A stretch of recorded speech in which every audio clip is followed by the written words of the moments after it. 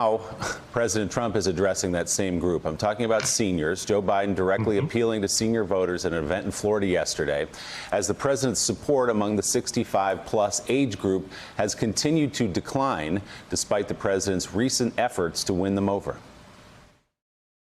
While you're losing precious time with your loved ones, he's been stuck in a sand trap on one of his golf courses. And when he does decide to lift a finger, it isn't to help you. You've worked hard your whole life, contributing to society, building a family, building the country, serving America. You deserve security. You deserve respect and peace of mind. But you're not getting it. And by the way, if this wasn't so bizarre, you'd think, you know, if I tried to make a movie talking about something like this in America, you'd think I was making it up. Because Donald Trump, it's simple. Not a joke. You're expendable. You're forgettable. You're virtually nobody. That's how he sees seniors. This careless, arrogant, reckless COVID response has caused one of the worst tragedies in American history. The only senior that Donald Trump cares about, the only senior is senior Donald Trump.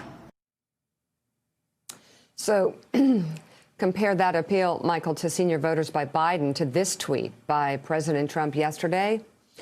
A photoshopped picture of Joe Biden inserted into a scene, presumably from an assisted living facility for senior citizens, with an edited Biden campaign logo adjusted to read Biden for President. A jab at Biden's age comes as at least 3 different recent polls found the president at a wide disadvantage among voters aged 65 and older. It's an age group that Trump won by 9 points in 2016. And Michael Steele, to build on Willie's point, President Trump is defying his own reality, as if there is something wrong with being a senior citizen.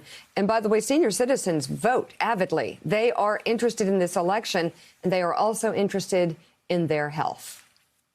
It is a core constituency of the Republican Party and has been for over a generation now.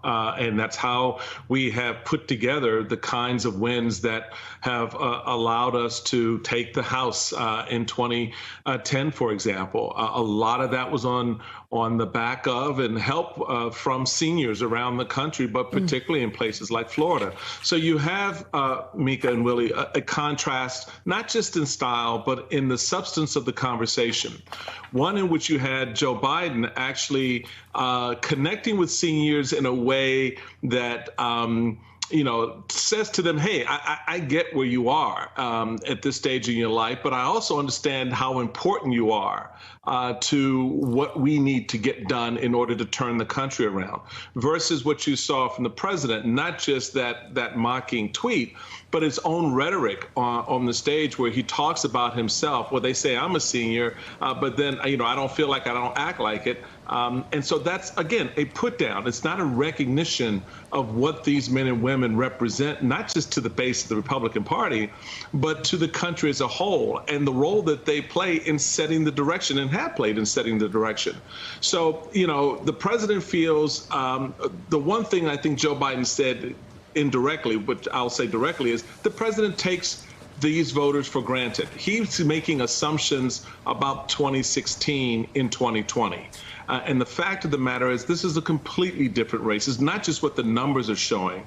It's just the dynamics from COVID to civil unrest, to the flattening of the economy, to the concerns that people have, and then his 10 ear to all of that, represented by that tweet of him, you know, photoshopped in a wheelchair, is the ultimate insult to the men and women who have actually could help him get over the finish line. Thanks for checking out MSNBC on YouTube, and make sure you subscribe to stay up to date on the day's biggest stories. And you can click on any of the videos around us to watch more from Morning Joe and MSNBC. Thanks so much for watching.